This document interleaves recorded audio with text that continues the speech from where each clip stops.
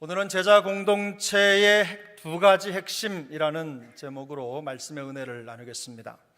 함께 읽은 본문은 예수님의 승천 이후에 제자들이 함께 모여서 기도하는 장면, 그리고 가룟 유다를 대신할 수 있는 사도 한 사람을 추가적으로 선출하는 과정을 담고 있습니다. 승천하시기 전에 예수님은 제자들에게 예루살렘을 떠나지 말고 아버지께서 약속하신 것을 기다리라고 말씀하셨습니다. 예수님께서 승천하신 후 제자들은 감람원이라 하는 산으로부터 예루살렘으로 돌아와서 성도들이 머물고 있는 어느 다락방에 모였습니다. 본문 12절과 13절에 보면 두 장소가 나오는데 감람원이라는 곳과 다락방입니다. 감람원은 감람나무 숲을 말합니다. 감람나무가 많이 서식하고 있는 감람산이라고도 알려져 있는 곳입니다. 부활하신 예수님께서 제자들과 함께 시간을 보내시면서 많은 것을 가르치시고 또 나누셨던 장소이기도 하고 예수님이 승천하신 장소이기도 합니다. 성경은 감람산이 예루살렘에서 가까워 안식일에 가기 알맞은 길이라고 설명을 덧붙입니다. 물론 정확한 장소에 대한 묘사이기는 합니다만 제자들이 당시에 유대 사회가 가지고 있는 강력한 율법이죠. 안식일을 지키는 것. 안식일 동안에는 우리식으로 말하면 한 0.6km 정도까지만 걷는 게 허락되었다고 합니다. 그 이상을 걸으면 죄입니다. 안식일을 범하는 거지요. 그런데 이 감람산이 바로 그 범위 안에 있었다는 거예요. 예수님께서 이 제자들이 유대 율법을 어겼다는 비판을 받고 그들에게 정죄당하지 않게 하시려고 그 모든 과정을 섬세하게 계획하셨다라는 생각을 하게 됩니다. 여하튼 제자들은 감람산에서 예수님의 승천을 본 후에 예루살렘에 있는 다락방에 함께 모였습니다. 제가 어릴 적에 저희 집에도 다락방이 있었습니다. 방을 갖고 싶은 마음에 그 다락방에다 이불 펴고 그 추운 데서 잠을 자기도 하고 그랬었는데 그런 다락을 말하는 것이 아닙니다. 예루살렘에 갔을 때 예전에 마가의 다락방이라고 하는 장소를 잠시 들러서 방문한 적이 있는데 건물 2층에 꽤 넓은 장소였습니다. 꽤 넓고 기둥도 하나 있고 천정도 높고 한 그런 장소였는데 촘촘히 앉으면 120명은 너끈히 들어갈 수 있는 그런 넉넉한 공간이었습니다. 이후에 마가의 다락방은 초대교회가 모임을 갖고 또 활동을 했던 중심지 역할을 감당하게 됩니다. 그곳에서 베드로와 요한과 야고보를 비롯한 11제자와 그리고 예수님의 어머니 마리아 그리고 여자들과 예수의 형제들이 함께 기도하며 머물러 있었습니다. 주님은 제자들에게 예루살렘을 떠나지 말라고 말씀하시면서 몇 날이 못 되어 너희가 성령의 세례를 받게 될 것이라고 말씀을 하셨습니다. 그들은 주님의 이 말씀을 기다리면서 그것이 이루어지기를 기다리면서 거기에서 기도하고 있었던 것입니다.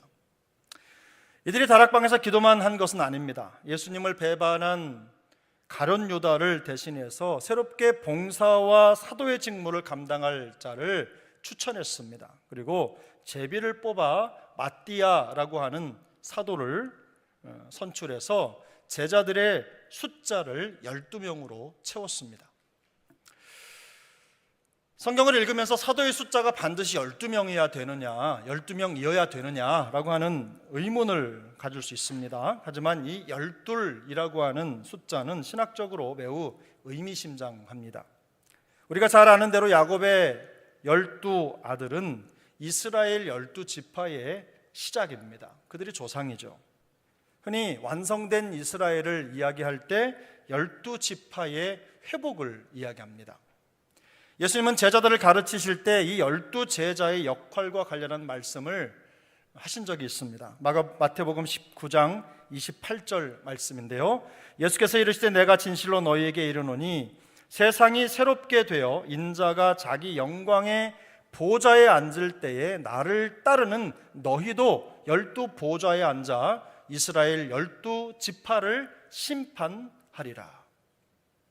이것은 예수님께서 베드로의 질문에 대답을 한 것입니다. 베드로가 모든 것을 버리고 주를 따른 우리는 무엇을 얻으리까? 라고 예수님께 질문을 했습니다. 그때 예수님이 이 말씀을 해주신 거죠. 너희도 나와 함께 12지파를 심판하는 자리에 있을 것이다. 엄청난 특권입니다. 그러므로 이 12는 12지파를 다스릴 12보좌에 앉을 하나님 나라의 대표자들을 일컫는 표현인 것입니다. 그런 의미에서 이 숫자가 갖는 의미가 컸습니다. 베드로는 이런 예수님의 말씀을 근거로 해서 온전한 12지파의 대표자로서 가룟 유다를 뺀 11명에 한 명을 더해야 된다는 생각을 가졌던 것 같습니다. 그래서 한 사람을 더 뽑아서 그 공석을 채워서 새로운 12명의 사도 그룹을 만든 것이죠. 새로운 사도가 될 사람의 조건은 분명합니다. 예수님과 항상 함께 다니며 모든 과정을 직접 본 자라야 합니다. 그리고 두 번째로 예수께서 부활하심을 증언할 수 있는 사람이어야 했습니다.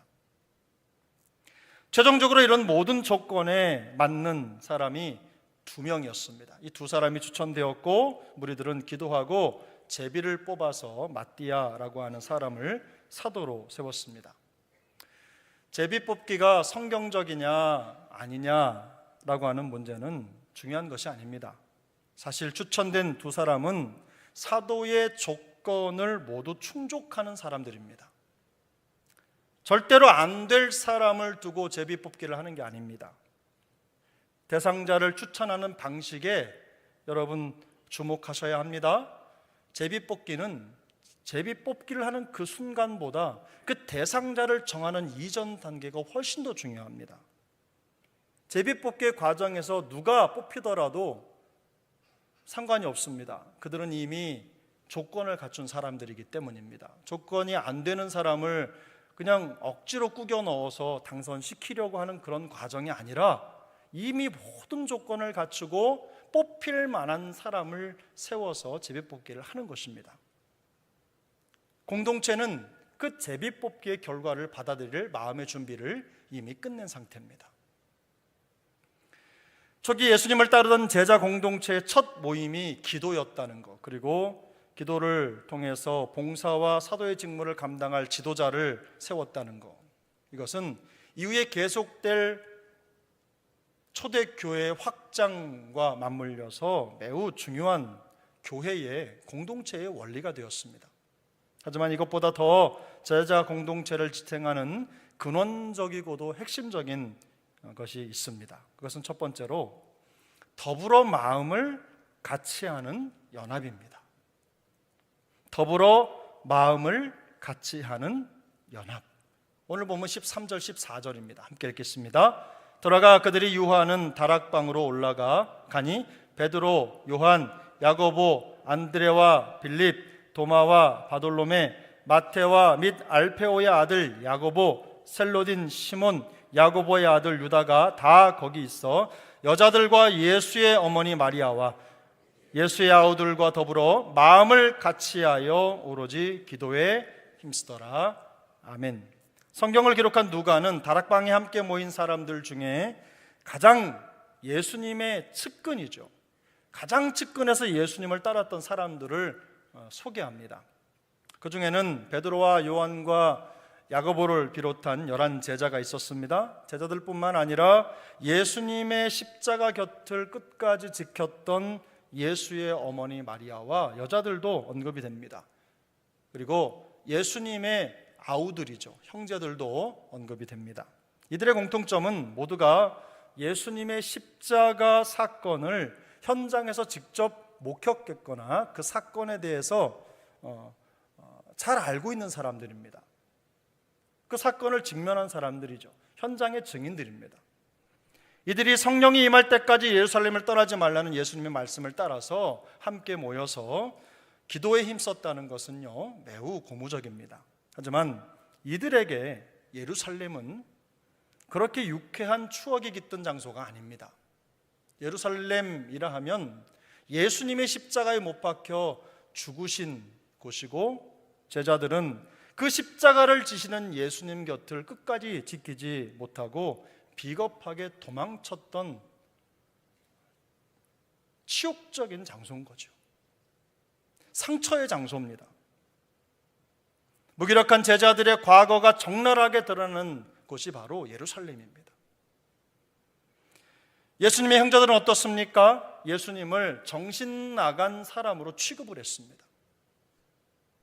그나마 몇몇 여자들이 예수님 곁을 지켰습니다만 그들도 예수님께서 십자가에 죽어가는 그 모습을 지켜보면서 그야말로 죽어가는 메시아가 안겨주는 그 절망 속에 쓰러지고 말았습니다. 마음에 깊은 상처를 받은 거예요. 이들은 사흘 후에 예수님이 부활하실 것이라고 하는 말씀을 하셨지만 그 말씀을 믿지 못하고 슬픔에 잠겨서 방황합니다. 그뿐만이 아닙니다. 조금 더 이전의 모습을 생각해 보면 예수님이 예루살렘에 올라오실 때부터 제자들은 싸웠습니다. 누가 더 크냐, 누가 더 잘났느냐, 이 문제를 가지고 초등학교 학생 같은 다툼을 그들 안에 벌였어요. 예수님의 마음을 일도 모르는 그런 연약함이 그들에게 있었던 것입니다. 다시 말해서 이들 모두는 저마다 예수님과의 관계에서 껄끄러운 문제점을 가지고 있었습니다. 모양은 다르지만 배신과 패배에서 오는 절망과 상처, 아픔을 가지고 있었던 것입니다. 예수님을 부인했고 그리고 도망쳤으며 끝까지 믿음을 지키지 못했다는 죄책감에 고개를 들 수 없는 장소가 예루살렘입니다. 이들 중에는 그래, 나는 괜찮아, 이 정도면 내가 잘했지, 이 정도면 내가 예수님을 잘 보필한 거야, 이렇게 말할 수 있는 사람이 단 한 명도 없었습니다. 모두 다 예수 그리스도의 죽음과 함께 깊은 절망에 매몰되고 말았기 때문입니다.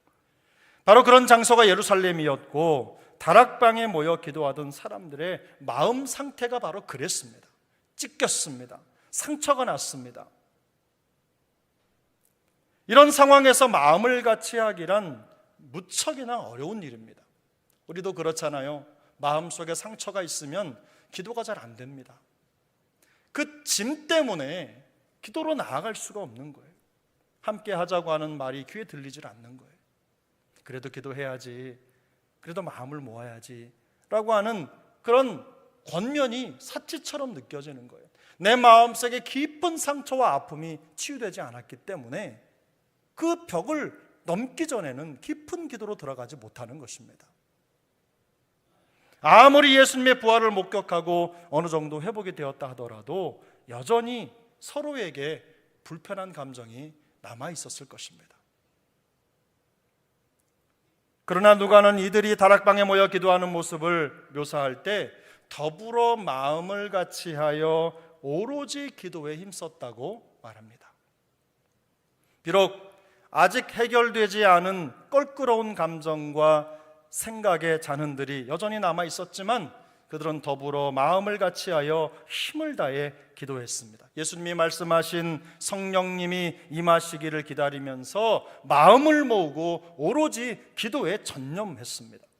개인의 감정에 사로잡히거나 서로의 잘잘못을 따져 묻는 데 시간을 낭비하지 않았습니다. 단지 예수님의 말씀이 이루어지기를 바라면서 성령님이 그곳에 임하시기를 바라는 마음을 가지고 한 마음이 돼서 간절하고도 절실하게 기도한 것입니다. 이것이 바로 견고한 제자 공동체의 핵심입니다. 하나님의 말씀을 중심으로 한 마음이 되는 것입니다. 인간의 기대와 희망이 무너진 현실에서 자기의 감정과 생각에 함몰되지 않고 성령의 역사가 나타나기를 기도하는 그 연합된 마음, 그것이 바로 흔들림 없는 제자 공동체의 핵심입니다. 전 우리 세종안교회가 이런 교회가 되기를 소망합니다. 그죠? 가끔 보면 제가 사역을 하다 보면 교회 안에 그런 말들이 많죠. 어떤 잘못을 지적하고 그것을 뽑아내야지만 마치 공동체가 정화되는 것처럼 생각을 해요. 그래서 누구 한 사람 잘못한 사람이 있으면 쌍심지를 켜고 그 잘못을 밝히려고 하고 드러내려고 합니다. 그러나 여러분, 교회는요, 법으로 정화되는 그런 공동체가 아닙니다. 잘못을 드러냈다고 해서 상처가 치유되는 그런 공동체가 아니에요. 그렇다고 해서 잘못이나 죄를 방치하라는 말씀은 절대로 아닙니다. 그것보다 더 중요한 것은 같은 영으로 하나가 돼서 성령을 바라보는 거예요. 우리 안에 성령의 놀라운 치유 역사가 나타나도록 하나님께 의지하고 기도하는 거예요. 그게 더 중요합니다. 기도하는 공동체, 성령님을 기대하는 공동체, 한 마음 한 뜻이 돼서 같은 마음으로 하나님의 역사를 기대하는 공동체 치고 건강하지 않은 공동체가 없어요. 내가 죄를, 내가 잘못을, 내가 실수를 지적하고 잡아내려고 하는 그런 모습에서 벗어나서 하나님께 그 모든 것들을 맡기고 서로의 상처를 보듬고 싸매면서 함께 기도할 때 우리 세종항교회가 정말 천상의 공동체가 될 줄로 믿습니다.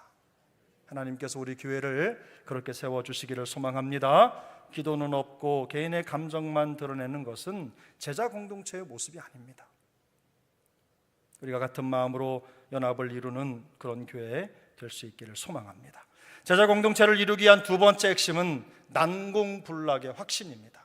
난공불락의 확신, 결코 무너지지 않는 확신이라는 말이죠.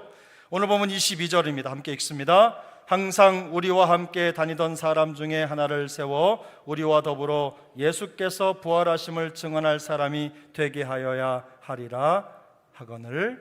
아멘. 이것은 예수님을 배반한 가룟 유다를 대신할 수 있는 사도를 뽑는 조건입니다. 사도로 뽑혀 봉사와 사도의 직무를 담당할 사람의 조건은 복잡하지 않습니다. 첫 번째는 예수님과 항상 동행했던 사람이어야 합니다. 두 번째는 예수님께서 부활하심을 증언할 사람이어야 합니다. 다시 말해서 사도의 조건은 예수님의 십자가 죽음과 부활의 사실을 흔들림 없이 증언할 수 있는 확실한 철통 같은 확신을 가진 사람이어야 한다는 것입니다. 이것이 복음의 핵심이며 초대교회 공동체를 지탱하는 주초였기 때문입니다. 앞서 말씀드린 대로 사도를 선출하는 제비뽑기가 성경적이냐 아니냐를 논하는 것은 성경 본문의 논지를 벗어난 것입니다. 제비뽑기보다 더 중요한 것은 대상자를 추천하는 방식입니다. 저는 우리 교회도 이런 방식으로 직분자를 세우면 참 좋겠다는 생각을 했어요. 추천된 사람은 조건에 맞는 사람들이었습니다. 조건이 안 되는 사람을 끼워 넣듯이 직분을 주는 게 아닙니다. 사도로 뽑힐 만큼 봉사와 맡겨진 직무를 은혜롭게 감당하는 것으로 이미 인정된 사람입니다. 둘 중 누가 된다고 하더라도 공동체에 무리가 없습니다. 걱정이 되지 않습니다. 온 성도들은 그 사도를 받을 준비가 되어 있습니다. 사도로 선출되지 못한다고 하더라도 문제가 없습니다. 그것 때문에 마음이 상하거나 이 의를 제기하거나 마음이 불편할 일이 없기 때문입니다.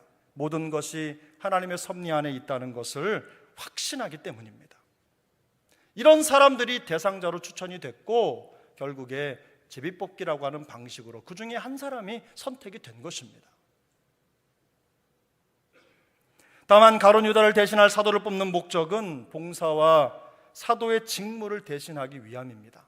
가룟 유다가 담당했던 사역을 염두에 두고 사람을 뽑은 건데 봉사란 여기서 말하는 봉사가 거기에 더 연결이 되겠죠. 좀 더 구체적으로 공동체의 재정적 책임과 의무를 다하는 사람이었습니다. 가난한 자들에게 구제하고 사랑을 베푸는 일에 솔선수범하는 그런 봉사를 말합니다. 사도의 직무는 무엇입니까? 여러 곳에 파송돼서 복음을 전파하는 역할입니다.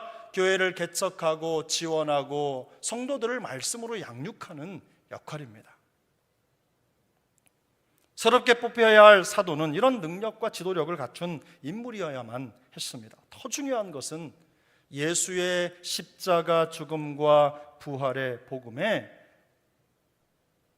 전혀 흔들림이 없는 그야말로 철통 같은 불굴의 확신이 있어야 되는 것입니다.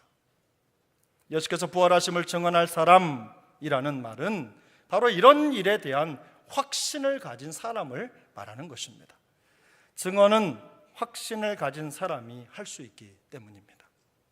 그러나 오늘날 많은 그리스도인들이 예수의 십자가 죽음과 부활의 복음에 대한 확신도 없이 신앙생활을 하는 일이 너무 많습니다.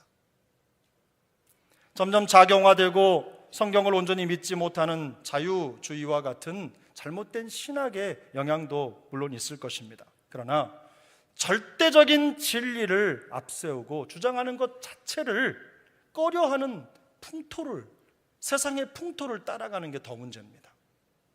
어느 순간부터 내가 그리스도인이라는 걸 드러내는 걸 부끄러워하는 세대가 생겼어요. 내가 예수 믿는 그 증거로 성경이 무한 하나님의 말씀이고 예수 그리스도가 동정녀 탄생을 하셨고 예수님이 십자가에 죽으시고 부활하셨으며 하늘로 올라가셨다가 다시 오실 것이라고 하는 이 복음의 핵심들을 얘기하는 걸 굉장히 부담스러워한다는 것입니다.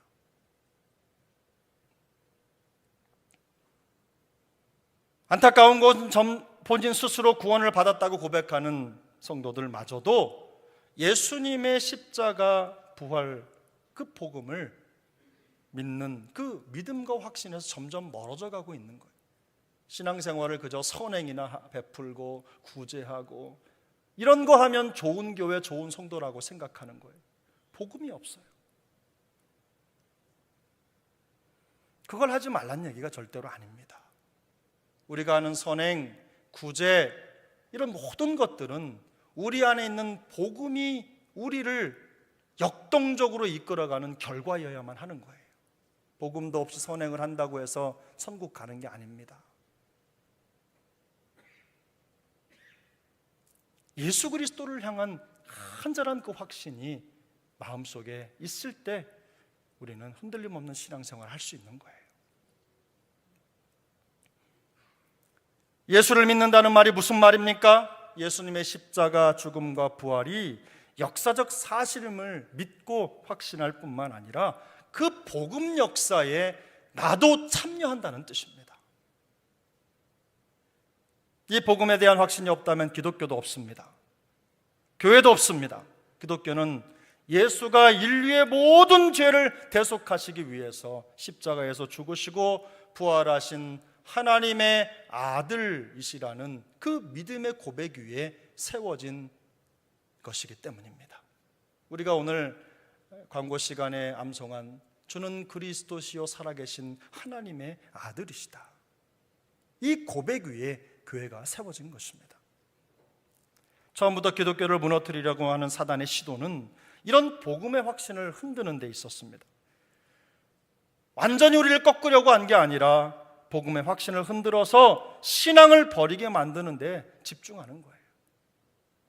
그러므로 예수의 십자가 죽음과 부활의 복음에 대한 이 난공불락의 확신은 예수 공동체, 제자 공동체의 핵심 중에 핵심입니다.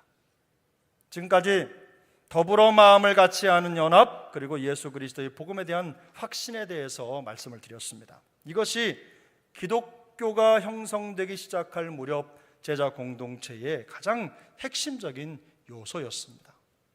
연합과 확신입니다. 마음을 같이 하는 연합, 복음에 대한 확신은 쉴 새 없이 밀려오는 세상의 풍파 속에서도 교회를 흔들리지 않게 하는 기둥과도 같습니다. 교회뿐만이 아닙니다. 개인의 신앙을 견고하게 지키는 데 있어서도 마찬가지입니다.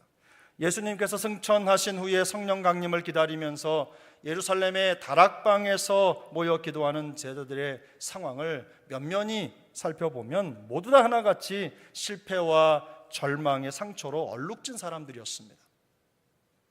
오늘 본문에 기록된 인물들의 과거는 처참합니다. 나름대로 자기 힘으로 믿음을 지켜보려고 시도했습니다. 죽기 살기로 매달리고 노력했지만 결국은 현실의 벽을 넘지 못하고 모두 다 실패하고 말았습니다. 사실 예루살렘의 한 다락방에 모여 자신들의 무력함을 넘어서 보려고 하는 이 기도하는 사람들의 모습이 바로 우리의 모습과 같습니다. 하지만 예루살렘 다락방에 모여 기도하는 제자들에게서 우리는 지혜로운 신앙생활의 해답을 찾을 수 있습니다. 그것은 무엇입니까? 더불어 마음을 같이 할 때 우리의 상처와 실패를 넘어설 수 있다는 것입니다. 하나님이 찾으시는 사람은 스스로 완벽하다고 생각하는 사람이 아닙니다. 하나님은 뭐든 혼자 할 수 있는 사람이 아니라 합력해 선을 이루는 사람을 찾으십니다. 그리고 그 연약함을 하나님 앞에 의뢰하며 여러 사람과 마음을 합해 주님의 뜻을 이루려고 하는 그 사람에게 하나님은 은혜를 주십니다. 종종 우리가 신앙생활 하다 보면 상처받고 힘든 것 때문에 마음을 못 여는 분들이 있어요. 그리고 혼자 신앙생활 하시는 거죠. 교회를 다녀도 옆에 있는 지체들과 마음을 열고 대화를 하기보다는 그래서 예배 끝나면 집에 가기 바쁜 거예요. 내 마음을 열 것도 없고 받을 것도 없습니다. 나 혼자만 열심히 신앙생활하고 주님만 바라보면 된다고 생각하는 것입니다. 그러나 여러분, 교회는 그런 곳이 아닙니다. 내 마음의 상처와 아픔과 이런 절망과 좌절, 세상에서 겪고 있는 모든 것들을 내려놓고 함께 보듬고 그 모든 공동체가 하나가 돼서 하나님의 은혜를 사모하며 기도하는 그런 곳이 바로 교회입니다. 상처가 없는 곳이 아니라 상처가 가득하지만 그것 서로 보듬고 품어주면서 네 아픔이 내 아픔이고 내 아픔이 네 아픔, 이렇게 말하면서 서로 기도하는 거예요. 말하지 않아도 그 마음의 상처를 알고 이해해 주려고 노력하면서 기도하는 거예요. 그 상처를 꼬집고 피 흘리게 하는 공동체가 많은 사람들을 내몰 수는 있어도 그걸 끌어안고 기도하는 공동체가 회복되고 하나님의 능력을 경험할 수가 없는 겁니다. 경험하지 못할 수가 없는 겁니다. 저는 우리 교회가 그런 교회가 되기를 소망합니다. 여러분 그거 아시죠? 그리스도인들이 세상에서 상처받는 것보다 교회 안에서 상처받는 게 훨씬 더 많다는 거예요. 말 한마디, 생각 한편, 행동 하나, 눈빛 하나로 상처받고 마음에 흠집이 나는 거예요. 그거 싫어서 고개 숙이고 그저 하나님 앞에 혼자 예배 드리고 돌아가고. 그러나 여러분, 조금 더 마음을 넓게 여시고 상처가 있다면, 아픔이 있다면 한번 내어놓으시기 바랍니다. 그런 과정이 없으면 치유도 없습니다. 여러분 보십시오. 예루살렘 한 다락방에 모인 제자들의 모습을 보고 여러분 깨달으셔야 합니다. 그들 중에 무결점의 성도는 단 한 사람도 없습니다. 자기 힘으로 믿음을 지킬 수도 없는 사람들이었습니다. 절망을 막을 수 없어서 처절하게 무너진 나약한 사람들이 바로 그들이었어요. 그들이야말로 세상에서 정말 너덜너덜 다 찢기고 상처난 흠투성이의 사람들이었습니다. 그러나 그들이 서로의 상처와 약점을 끌어안고 더불어 한 마음이 되어서 힘써 기도할 때 놀라운 성령의 역사가 나타났습니다. 성도들이 마음을 같이하여 오로지 기도에 힘썼다는 것에 여러분 주목하셔야 돼요. 마음을 같이하여 오로지 기도에 힘썼다. 기도는 내가 할 수 있다는 자만을 내려놓고 하나님을 온전히 의지하는 것입니다. 뼈저린 실패를 경험했지만 이제는 제자들은 기도합니다. 상처의 아픔과 실패를 품어주면서 성령이 임하기를 바라며 한 몸처럼 연합하여 하나가 된 것입니다. 실패를 통해 하나가 되어야 하고 하나님을 의지해야 된다고 하는 걸 배운 것입니다. 십자가가 사람의 생각에는 실패입니다. 그러나 하나님의 생각에는 성공입니다. 그런 것처럼 내 힘으로 하면 실패하지만 하나님을 의지하면 하나님이 우리를 통해 성공하십니다. 더불어 마음을 같이하여 하나님의 성공을 바라보는 것, 바로 이것이 제자 공동체의 모습입니다. 우리 세종항교회가 이런 교회가 될 수 있기를 축복합니다. 서로의 상처와 아픔을 끌어안고 더불어 마음을 같이하여 함께 오로지 기도에 힘쓰는 그런 교회, 예수 그리스도의 십자가 복음에 대한 난공불락의 확신으로 흔들림 없이 서는 믿음의 교회, 이 땅에 하나님의 나라와 영광을 재현하는 그런 교회, 그런 제자 공동체로 더욱더 견고히 서갈 수 있기를 우리 구주 예수님의 이름으로 축복합니다.